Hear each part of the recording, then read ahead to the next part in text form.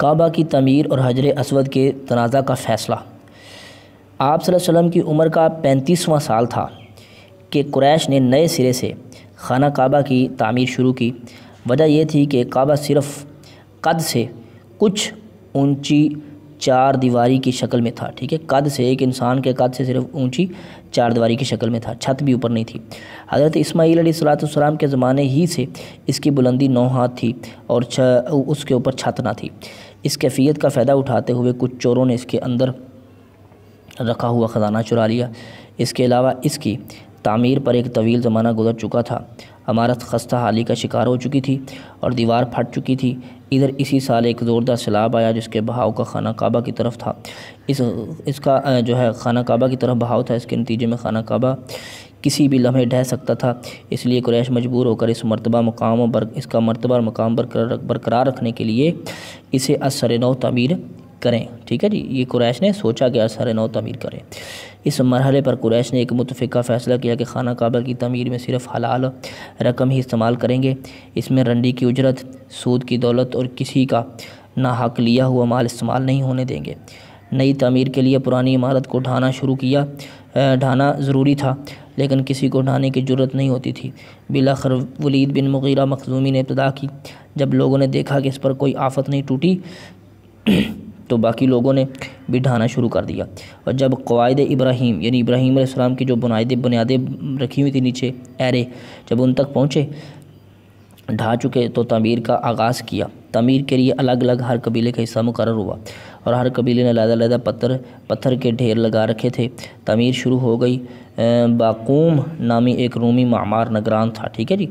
جب عمارت حجر اسود تک پہنچ چکی تو یہ جھگڑا اٹھ کھڑا ہوا کہ حجر اسود کو اس کی جگہ پر رکھنے کا شرف و امتیاز کسے حاصل ہو۔ یہ جھگڑا 4-5 روز تک جاری رہا اور رفتہ رفتہ اس قدر شدت اختیار کر گیا کہ معلوم ہوتا تھا کہ سرزمین حرم میں سخت خون خرابہ ہو جائے گا۔ لیکن ابو امیہ مخزومی نے یہ کہہ کر فیصلے کی ایک صورت پیدا کر دی کہ مسجد حرام کے دروازے سے دوسرے دن جو سب سے پہلے داخل ہوگا اسے اپنے جھگڑے کا حکم مان لیں گے۔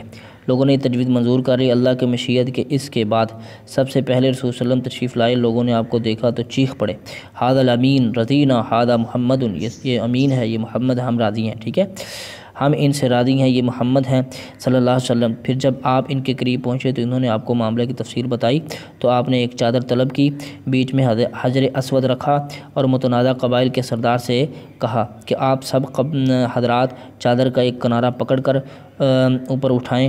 انہوں نے ایسا ہی کیا۔ جب حجر اسود کے مقام تک پہنچ گئے تو آپ نے اپنے دستے مبارک سے حجر اسود کو اس کی مقررہ جگہ پر رکھ دیا۔ یہ بڑا معقول فیصلہ تھا، اس پر ساری قوم راضی ہو گئی۔ آگے چلتے ہیں جی۔ ادھر قریش کے پاس مال حلال کی کمی پڑ گئی، اس لیے انہوں نے شمال کی جانب سے کعبہ کی لمبائی تقریباً 6 ہاتھ کم کر دی۔ یہی ٹکڑا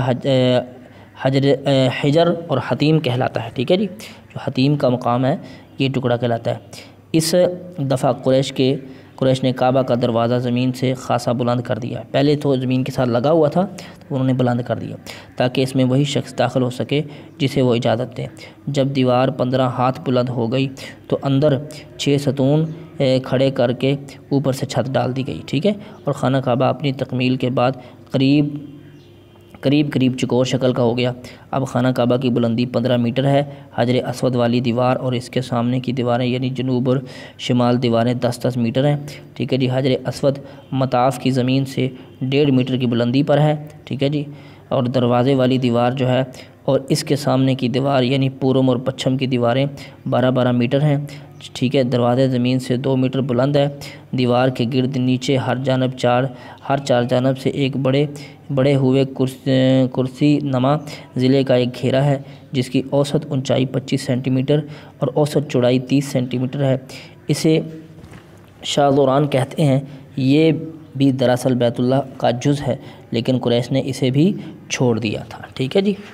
اب نبی علیہ السلام کی نبوت کا وقت جو قریب آ رہا ہے، نبوت ملنے کا، اس میں سب سے پہلے نبوت سے پہلے کی اجمالی سیرت یعنی آپ کا سیرت و کردار نبوت سے پہلے کیسی تھی، کیسے حالات تھے، کیا کرتے تھے، وہ ساری چیزیں، ٹھیک ہے۔ نبی صلی اللہ علیہ وسلم کا وجود ان تمام خوبیوں اور کمالات کا جامع تھا جو متفرق طور پر لوگوں کے مختلف طبقات میں پائی جاتی تھی، یعنی جو کسی میں خوبی پائی جاتی تھی نا، وہ ساری اکٹھی ہو کے نبی علیہ السلام میں موجود تھیں۔ آپ اصابت فکر میں رہنا، دور بینی، بڑا غور کرنا اور حق پسندی کا بلند مینار تھے، ٹھیک ہے جی۔ آپ کو حسن فراست، پختگی فکر اور وسیلہ و مقصد کی درستگی سے حد وافر عطا ہوا تھا، ٹھیک ہے جی۔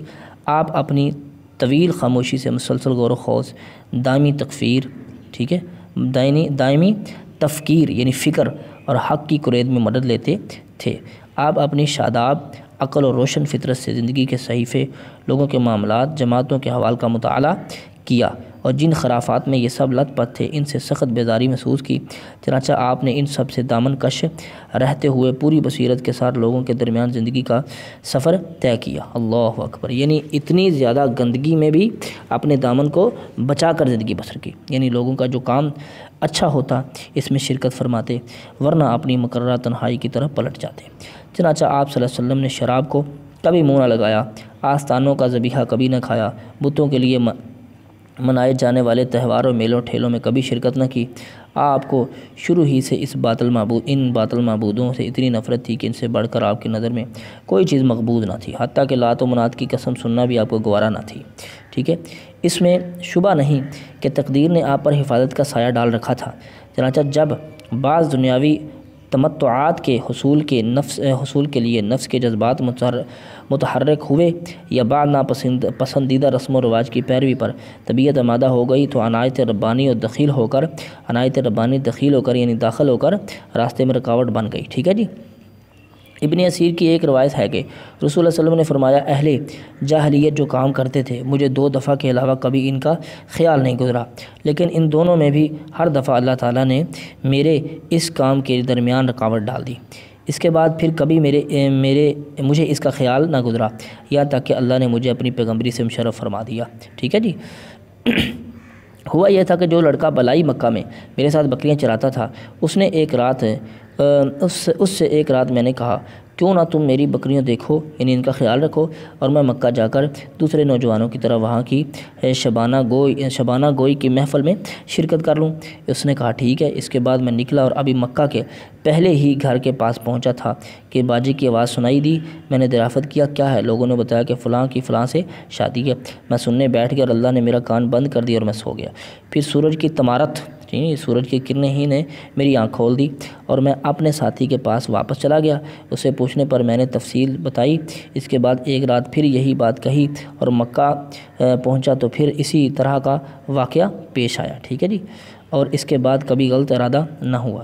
صحیح بخاری میں حضرت جابر بن عبداللہ رضی اللہ عنہ سے مروی ہے کہ جب کعبہ تعمیر کیا گیا تو نبی کریم صلی اللہ علیہ وسلم اور حضرت عباس پتھر ڈھو رہے تھے۔ حضرت عباس نے نبی صلی اللہ علیہ وسلم سے فرمایا، اپنا تہمد اپنے کندھے پر رکھ لو، پتھر سے حفاظت رہے گی، ٹھیک ہے۔ لیکن جو ہی آپ نے ایسا کیا تو آپ زمین پر گر گئے، نگاہیں آسمان کی طرف اٹھ گئیں۔ افاقہ ہوتے ہی آواز لگائی، میرا تہمد، میرا تہمد۔ آپ کا تہمد آپ کو باندھ دیا گیا۔ ایک روایت کے الفاظ یہ ہیں کہ اس کے بعد آپ کی شرمگاہ کبھی نہیں دیکھی گئی، ٹھیک ہے جی۔ یعنی نبوت سے پہلے بھی اتنا شرم و حیا اللہ نے آپ کی فطرت میں رکھا تھا۔ نبی کریم صلی اللہ علیہ وسلم اپنی قوم میں شیریں کردار، فاضلانہ اخلاق اور کریمانہ عادات کے لحاظ سے ممتاز تھے، چنانچہ آپ سب سے زیادہ بامروت، سب سے خوش اخلاق، سب سے معزز ہمسایہ، سب سے بڑھ کر دور اندیش، سب سے زیادہ راست گو، سب سے نرم پہلو اور سب سے زیادہ پاک نفس تھے۔ خیر میں سب سے کریم، سب سے نیک، عمل میں سب سے بڑھ کر پابند عہد اور سب سے بڑے ایمانت دار تھے، ٹھیک ہے جی۔ حتیٰ کہ آپ کی قوم نے آپ کا نام ہی امین رکھ دیا تھا، کیونکہ آپ احوال صالحہ اور خصائص حمیدہ کا پیکر تھے۔